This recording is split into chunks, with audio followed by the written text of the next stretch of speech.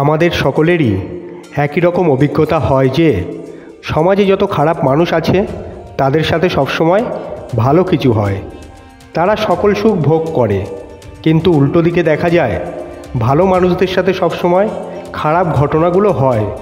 আমাদের মনে এই প্রশ্ন হয় যে আমি সর্বদাই ধর্মের পথ অনুসরণ করে চলি, ঈশ্বরের ওপর সবসময় বিশ্বাস রাখি, সবসময় অন্যের উপকার করি, কারো কোনো দিন খারাপ করি না, তবুও আমার সাথে খারাপ ঘটনাগুলোই ঘটতে থাকে।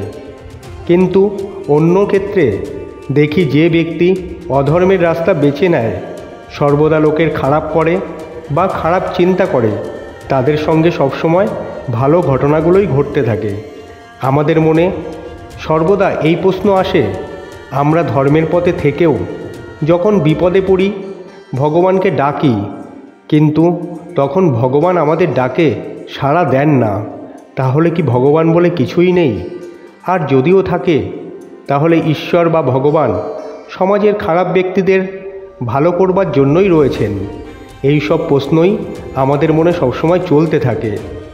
কখনো ভগবানের ওপর রাগ হয়, কখনো অভিমান হয়, আবার কখনো ভগবানের অস্তিত্বের ওপরেই আমাদের বিশ্বাস উঠে যায়। মনে হয় ভগবান বলে আদৌ কি কিছু রয়েছে? আপনার মনের সকল প্রশ্নের উত্তর পাবেন আমাদের আজকের এই ভিডিওর মাধ্যমে। ভিডিওটি দেখবার পর আপনার মনের সকল প্রশ্ন এবং সকল সংশয় আশা করি দূর হয়ে যাবে। আপনি যদি ভিডিওটি দেখে আপনার অন্য কোনো লাভ না হলেও আপনি মানসিকভাবে শান্তি পাবেন। তাই আপনাদের কাছে এটুকুই অনুরোধ, ভিডিওটি প্রথম থেকে শেষ পর্যন্ত দেখুন। আর ভিডিওটি দেখে যদি আপনার ভালো লাগে তাহলে অবশ্যই আমাদের চ্যানেলটিকে সাবস্ক্রাইব করে আমাদের পাশে থাকবেন। তো চলুন শুরু করা যাক। জয় শ্রীকৃষ্ণ বন্ধুরা, লাইফলাইন হাবের পক্ষ থেকে আপনাদেরকে সুস্বাগতম। শ্রীমদ্ ভগবদ্ গীতা এমন এক ধর্মগ্রন্থ যাতে আপনি আপনার মনের সকল প্রশ্নের উত্তর পাবেন। শ্রীমদ্ ভগবদ্ গীতা আপনি যতবার পড়বেন ততবারই আপনার জীবনে এক নতুন আলোর দ্বার খুলে যাবে। শ্রীমদ্ ভগবদ্ গীতায় আজ আমরা অর্জুন ও ভগবান শ্রীকৃষ্ণের এক কথোপকথন আপনাদের সামনে তুলে ধরব। একবার অর্জুনের মনে এক প্রশ্নের উৎপত্তি হলো এবং অর্জুন গেলেন ভগবান শ্রীকৃষ্ণের কাছে উত্তর খুঁজতে। অর্জুনের মনে যখনই কোনো প্রশ্ন বা সংশয় দেখা দিত সে চলে যেত শ্রীকৃষ্ণের কাছে। একই রকম এক বিরক্তিকর উত্তর খুঁজতে অর্জুন পৌঁছালেন ভগবান শ্রীকৃষ্ণের কাছে। অর্জুন শ্রীকৃষ্ণের কাছে গিয়ে শ্রীকৃষ্ণকে প্রশ্ন করলেন, হে কেশব, আমার মনে এক প্রশ্নের উৎপত্তি হয়েছে, এর কোনো উত্তর আমি খুঁজে পাচ্ছি না, এই কারণে আমি অত্যন্ত বিচলিত আছি। আমার মনের এই অবস্থা থেকে একমাত্র আপনি আমাকে উদ্ধার করতে পারেন। শ্রীকৃষ্ণ অর্জুনের কথা শুনে অর্জুনের মনের সেই প্রশ্ন সম্পর্কে জানতে চাইলেন। শ্রীকৃষ্ণ অর্জুনকে বললেও, হে পার্থ, তোমার মনের সংশয় আমাকে সবিস্তারে বলো, তারপর তোমার মনের সকল সংশয় আমি দূর করব। অর্জুন তখন শ্রীকৃষ্ণকে প্রশ্ন করল, এই সৃষ্টিতে ভালো মানুষের সাথে সর্বদা খারাপ হয় কেন এবং খারাপ লোকেদের সাথে সবসময় ভালো হয় কেন?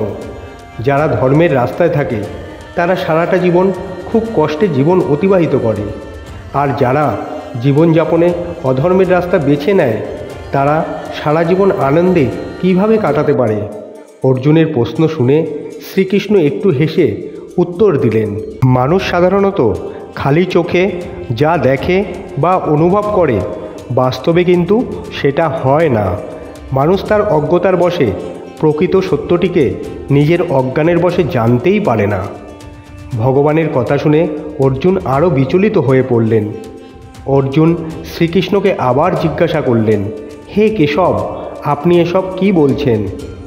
আমি তো কিছুই বুঝতে পারছি না, আপনি অনুগ্রহ করে আমাকে সব কিছু সবিস্তারে বলুন। শ্রীকৃষ্ণ তখন অর্জুনকে একটি কাহিনী শোনালেন। শ্রীকৃষ্ণ বললেন, তুমি সবার আগে একটি গল্প শোনো। এই গল্প শোনার পর তুমি তোমার মনের যে প্রশ্নের উৎপত্তি তার সকল উত্তর পেয়ে যাবে।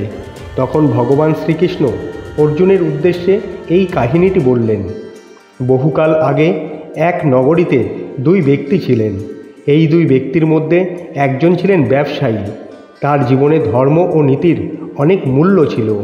তিনি তার জীবন ধর্ম দেখানো সঠিক পথে অতিবাহিত করেছিল। তিনি পুজো পাঠ করতেন, ঠাকুর দেবতা এইসব নিয়েই দিন কাটাতেন। কখনো কারো কোনো দিন সে ক্ষতি করেনি। সে অনেক দান ধ্যান করত, কখনো কারো সাথে জ্ঞানত সে অন্যায় করেনি। যাই হয়ে যাক না কেন, দিনে একবার সে অবশ্যই মন্দিরে যেত ভগবানের দর্শনের জন্য। ঠিক সেই নগরীতেই অপর এক ব্যক্তি ছিলেন। তিনি ছিলেন এনার একদম বিপরীত। তিনি জীবন অতিবাহিত করত অধর্মের পথে। জোচ্চুরি, লোক ঠকানো ছিল তার নিত্যদিনের কাজ। সেও প্রতিদিন মন্দিরে যেত, কিন্তু তার মন্দিরে যাওয়ার উদ্দেশ্য ছিল একদম প্রথম ব্যক্তির বিপরীত। সে মন্দিরে যেত দান বাক্স থেকে টাকা পয়সা চুরি করতে এবং মন্দিরের বাইরে থেকে জুতো চুরি করতে। একদিন ওই সৎ ও অসৎ ব্যক্তি দুজনেই তাদের ব্যক্তিগত উদ্দেশ্যে মন্দিরে গেলেন, কিন্তু ঘটনাচক্রে ওই দুই ব্যক্তি ছাড়া মন্দিরে আর কেউ ছিল না। সৎ ব্যক্তিটি যখন মন্দিরে দু চোখ বুজে এক মনে ঈশ্বরকে ডাকতে লাগলেন, সেই সময় সুযোগ বুঝে অসৎ ব্যক্তিটি মন্দিরের দান বাক্সটিকে চুরি করে সেখান থেকে পালিয়ে যান। তার কিছুক্ষণ পর ওই মন্দিরের পুরোহিত সেখানে প্রবেশ করে দেখল দান বাক্স চুরি হয়ে গেছে এবং সে দেখল মন্দিরে একজনই রয়েছে। এর ফলে ওই সৎ ব্যক্তিটির ওপরেই মন্দিরের পুরোহিতের সন্দেহ হলো এবং আশেপাশের সকল লোক এসে সেখানে জড়ো হলো এবং সবাই মিলে ওই সৎ ব্যক্তিটিকে গণপ্রহার করল। ব্যক্তিটির সঙ্গে এইরূপ অবাঞ্ছিত ঘটনা ঘটবার পর সে মনে মনে চিন্তা করতে করতে আসছিল, আমি সারাদিন ভগবানকে ডেকে তার নাম চিন্তা করে সারাটা জীবন ধর্মের পথে চলেও আমার সঙ্গে ঈশ্বরের সামনেই যদি এমন ঘটনা ঘটে, তাহলে আমার এরকম জীবনযাপনের মানে কি? সে এমন চিন্তা করতে করতে বাড়ির উদ্দেশ্যে যখন রওনা দিল, সেই সময় একটি গাড়ি এসে তাকে ধাক্কা মেরে ফেলে দেয়। তার চোট গুরুতর না হলেও সে মনের দুঃখে কষ্টে ভগবানের ওপর প্রচণ্ড ক্ষুব্ধ হলেন এবং সে বাড়ি পৌঁছালো।